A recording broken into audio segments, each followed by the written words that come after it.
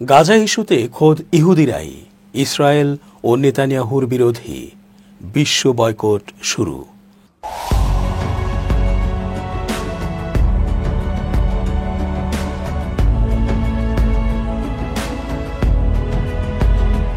আসসালামু আলাইকুম প্রিয় দর্শক, আমন্ত্রণ আজকের আলোচনায়। চেঞ্জ টিভির আন্তর্জাতিক চোখ অনুষ্ঠানে এস জে রতন স্বাগত জানাচ্ছি।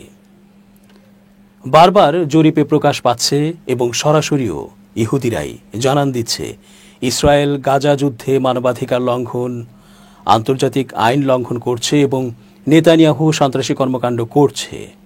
যুদ্ধ অপরাধ ও গণহত্যা করে তারা বিশ্বে বর্বর ও উগ্রবাদী রাষ্ট্র হিসেবেই পরিগণিত হচ্ছে। এ অবস্থায় বিশ্ববাসীও যে যতটুকু পারছে ইসরায়েলকে সর্বাত্মক বয়কটের ডাক দিয়েছে। যুক্তরাষ্ট্রের অনেক ইহুদি ইসরায়েলের গাজা যুদ্ধ পরিচালনার পদ্ধতিকে সমর্থন করেন না। ওয়াশিংটন পোস্টের এক জরিপে দেখা গেছে 61% মার্কিন ইহুদি মনে করেন ইসরায়েল যুদ্ধাপরাধ করেছে এবং প্রতি 10 জনের প্রায় 4 জন মনে করেন এটি গণহত্যার শামিল। জরিপে অংশ নেওয়া ব্যক্তিদের মধ্যে বর্তমান ইসরায়েলি সরকারের প্রতি তীব্র অসন্তোষ লক্ষ্য করা গেছে। 68% প্রধানমন্ত্রী বেনিয়ামিন নেতানিয়াহুর প্রতি নেতিবাচক মূল্যায়ন দিয়েছেন, যার মধ্যে 48% তার নেতৃত্বকে অত্যন্ত দুর্বল বলে আখ্যা দিয়েছেন। এটি 5 বছর আগে পিউ রিসার্চ সেন্টারের এক জরিপের তুলনায় 20% বেশি। তবে ইহুদিরা যুদ্ধের জন্য মূলত হামাসকেই দায়ী করছেন। 94% একমত হয়েছেন হামাস ইসরায়েলের বিরুদ্ধে যুদ্ধাপরাধ করেছে।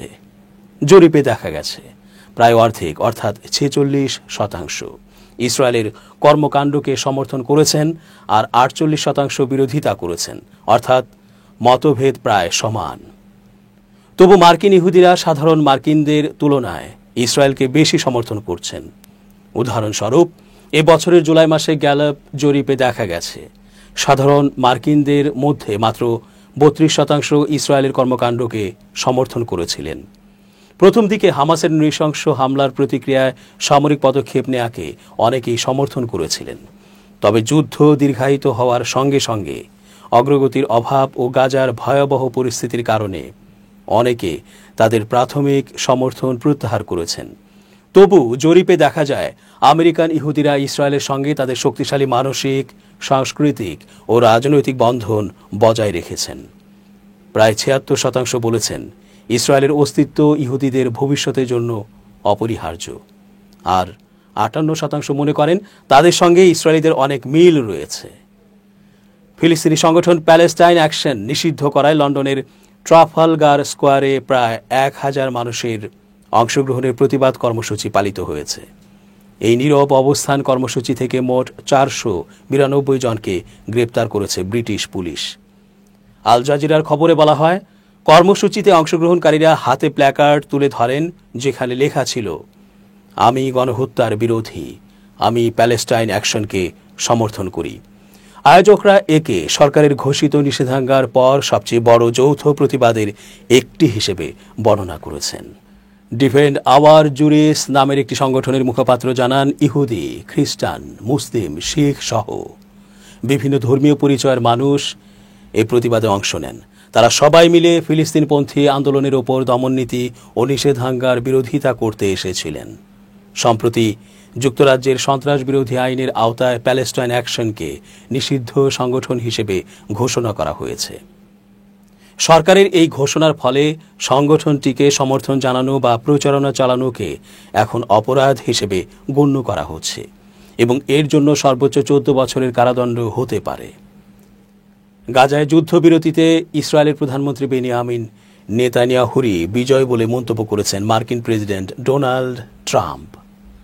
মার্কিন প্রেসিডেন্ট ট্রাম্প শনিবার জানান, তিনি নেতানিয়াহুকে তার গাজা যুদ্ধ শেষ করার পরিকল্পনাকে সমর্থন করার জন্য কোনো বিকল্প দেননি। অ্যাক্সিওসকে দেয়া সাক্ষাৎকারে ট্রাম্প বলেন, আমি বলেছি, বিবি, এটা তোমারই বিজয়ের সুযোগ। সে এতে সম্মত ছিল। শুক্রবার নেতানিয়াহুর সঙ্গে ফোন আলাপের কথা উল্লেখ করে ট্রাম্প বলেন, আমি তাকে অর্থাৎ নেতানিয়াহুকে বলেছি এটা মানতেই হবে। আমার সঙ্গে থাকলে তোমাকে এটা মানতেই হবে। ট্রাম্প আরও বলেন, বিবি গাজার ব্যাপারটা অনেক দূর নিয়ে গেছে এবং ইসরায়েল বিশ্বের অনেক সমর্থন হারিয়েছে। এখন আমি সেই সমর্থন আবার ফিরিয়ে আনব। এই মন্তব্য হোয়াইট হাউসের র্যাপিড রেসপন্স 47 এক্স অ্যাকাউন্টে শেয়ার করা হয়, যখন নেতানিয়াহু ইসরায়েলি জনগণের সামনে পরিকল্পনাটির পক্ষে বক্তব্য দেন। নিজের পক্ষ থেকে নেতানিয়াহু বলেন, তিনি এবং ট্রাম্প একসঙ্গে এমন একটি কূটনৈতিক পদক্ষেপ তৈরি করেছেন যা পরিস্থিতিকে পাল্টে দিয়েছে। এই পরিকল্পনার ফলে ইসরায়েল একা হয়ে পড়ার বদলে হামাস একা হয়ে পড়বে। ট্রাম্প তুর্কি প্রেসিডেন্ট রজব তাইয়েব এরদোয়ানেরও প্রশংসা করেন। ট্রাম্প বলেন, এরদোয়ান অনেক সাহায্য করেছেন, তিনি শক্ত মানুষ, তবে তিনি আমার বন্ধু এবং তিনি দারুণ কাজ করেছেন। গাজায় ইসরায়েলের নির্বিচার হামলা এবং বিশ্ববাসীর দৃষ্টিভঙ্গি পরিবর্তন নিয়ে কথা বলেছেন ইসরায়েলি রাজনৈতিক বিশ্লেষক ওরি গোল্ডবার্গ।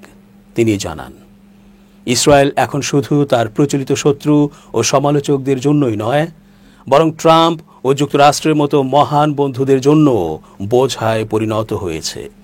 তেল আবিব থেকে গোল্ডবার্গ বলেন, কেউ এটা প্রকাশ্যে স্বীকার করবেন না, কিন্তু আমি মনে করি হামাসের জবাবকে শান্তি স্থাপনের আগ্রহ হিসেবে দেখে ট্রাম্প যে আকস্মিক সিদ্ধান্ত নিয়েছেন তা এমনি এমনি নয়।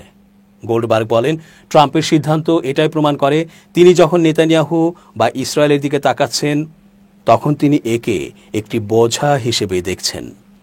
ট্রাম্পের বহুল পরিচিত ভাষায় বলতে গেলে তিনি একজন লুজার বা ব্যর্থ ব্যক্তিকে দেখছেন। এই ইসরায়েলি বিশ্লেষক বলেন, ইসরায়েল এমনটা একেবারেই আশা করেনি, কারণ দেশটি তার জাতিগত নিধনমূলক কর্মকাণ্ডের অন্তহীন চক্রে এতটাই অভ্যস্ত হয়ে পড়েছিল যে তারা 2023 সালের 7 অক্টোবরের হামলার বাইরে অন্য কিছু স্বীকার করতে পারছিল না।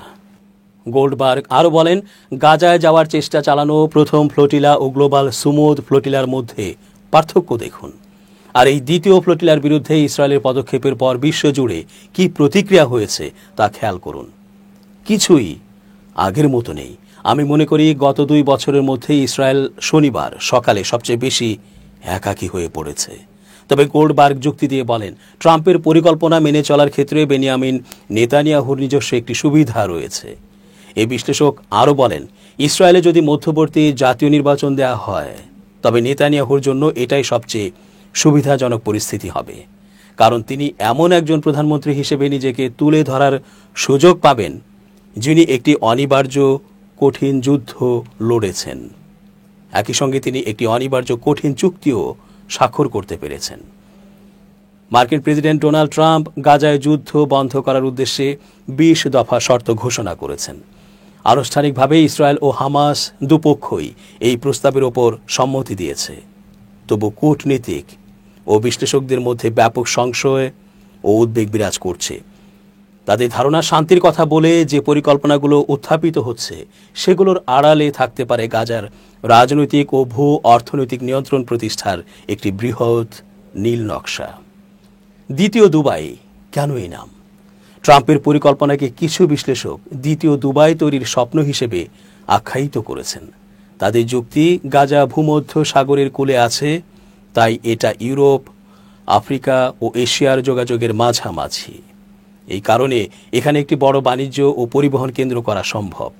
আন্তর্জাতিক বিনিয়োগ ও অবকাঠামো উন্নয়নের মাধ্যমে এই অঞ্চলকে অর্থনৈতিকভাবে পুনরুজ্জীবিত করা গেলে যুক্তরাষ্ট্র এবং তার মিত্রাঞ্চলের লাভ অনস্বীকার্য হবে। একই সঙ্গে ইসরায়েলের নিরাপত্তাও জোরদার হবে। প্রস্তাবনার মধ্যে সবচেয়ে বিতর্কিত অংশটি হল বোর্ড অব পিস প্রতিষ্ঠার প্রস্তাব। এতে নজরদারির দায়িত্বে থাকার কথা বলা হয়েছে ট্রাম্প ও সাবেক ব্রিটিশ প্রধানমন্ত্রী টনি ব্লেয়ারের মতো ব্যক্তিদের। দুজনকেই সাধারণত ইসরায়েল ভিত্তিক নীতির অনুকূলে ধরা হয়। সমালোচকদের মতে বোর্ডটি যদি কার্যকারিতা পায় তবে সিদ্ধান্ত গ্রহণ প্রক্রিয়া একমুখী ও পক্ষপাত দুষ্ট হওয়ার আশঙ্কা রয়েছে। অনেকে মনে করেন এতে ইসরায়েলের স্বার্থকে অগ্রাধিকার দেওয়া হবে এবং ফিলিস্তিনি স্বনির্ণয়ের অধিকার সীমিত হবে। ট্রাম্পের শর্তগুলোর মধ্যে হামাসকে নিরস্ত্রীকরণ ও তাদের ঘাঁটি উচ্ছেদের নির্দেশনা সহ গাজায় একটি অন্তর্বর্তী আন্তর্জাতিক সরকার গঠনের কথাও আছে। প্রস্তাবে বলা হয়নি ওই সরকারে কে থাকবে বা তাদের প্রতিনিধিত্ব কিভাবে ঠিক করা হবে, এই কারণে কূটনীতিকরা চিন্তিত। পরিকল্পনা অনুযায়ী আন্তর্জাতিক সুরক্ষা বাহিনী গাজায় মোতায়েন করা হবে। এরা স্থানীয় পুলিশকে প্রশিক্ষণ দেবে এবং সাময়িকভাবে প্রশাসনিক ও সামরিক কার্যক্রম তদারকি করবে। বিশ্লেষকরা বলছেন, বাস্তবে এতে প্রশাসনিক নিয়ন্ত্রণ যুক্তরাষ্ট্র ও তার মিত্র শক্তিদের হাতে চলে আসার সম্ভাবনা রয়েছে। যদিও এটি অস্থায়ী ও সম্মিলিত বলে উপস্থাপন করা হবে। গাজায় স্থায়ী পরিবর্তন আনতে গেলে সবচেয়ে বড় বাধা হামাস, যারা নিজেদের রাজনৈতিক উপস্থিতি ও ভৌত ভিত্তি ছাড়তে রাজি নয়। হামাস ইচ্ছুক এমন এক ব্যবস্থা সংস্কারে যেখানে গাজার নিয়ন্ত্রণ একটি স্বাধীন ফিলিস্তিন কর্তৃপক্ষের হাতে হস্তান্তর করা হবে এবং এই কর্তৃপক্ষ গঠিত হবে ইসলামী ও আরব রাষ্ট্রগুলোর সহায়তায়। পাশাপাশি তারা গণতান্ত্রিক নির্বাচনের দাবিও তুলতে পারে, অর্থাৎ হামাসকে সম্পূর্ণভাবে সরিয়ে দেয়া বা তাদের প্রভাবশালী অবস্থান বিনষ্ট করা রাজনৈতিকভাবে অত্যন্ত জটিল এবং সামরিকভাবে কঠোর প্রতিরোধের মুখে পড়তে পারে। প্রস্তাবনার মধ্যে কিছু গ্রহণযোগ্য ও ইতিবাচক ধারা রয়েছে। এর মধ্যে অন্যতম হল বন্দি মুক্তি।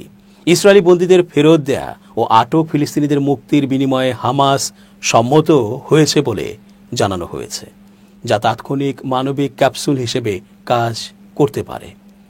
তদুপরি গাজার অবকাঠামো পুনর্গঠনের প্রতিশ্রুতিও দেয়া হয়েছে। হাসপাতাল, সড়ক, পানীয় জল ও বিদ্যুৎ সহ মৌলিক সুবিধা পুনর্নির্মাণ করা হবে, যা সামান্য হলেও জনজীবনে স্বস্তি আনা সম্ভব। গাজার বাণিজ্য কেন্দ্র হিসেবে রূপান্তর একটি দীর্ঘমেয়াদী প্রকল্প। এতে প্রয়োজন বিশাল পরিমাণ বিনিয়োগ, স্থিতিশীলতা ও আন্তর্জাতিক অংশগ্রহণ। তবে প্রশ্ন রয়ে যায়, কার স্বার্থে ও কার অনুকূলে এই বিনিয়োগগুলো হবে? অঞ্চলটিকে যদি বাণিজ্যিকভাবে উন্নত করা হয়, তবে কে হবে প্রকৃত সুবিধাভোগী? স্থানীয় ফিলিস্তিনি জনগোষ্ঠী নাকি আন্তর্জাতিক কর্পোরেট ও নিরাপত্তা অফসেট? অতীতের অনেক পুনর্গঠন প্রকল্প দেখিয়েছে, উন্নয়ন যদি স্থানীয় অংশগ্রহণ ও স্বার্থ বন্টন ছাড়াই করা হয়, তবে স্থানীয় জনগণের প্রতিরোধ ও অনিশ্চয়তা বাড়তে পারে। দর্শক, আজ এ পর্যন্তই। ধন্যবাদ। changeTV.press, এক ফোঁটা হলুদ নেই।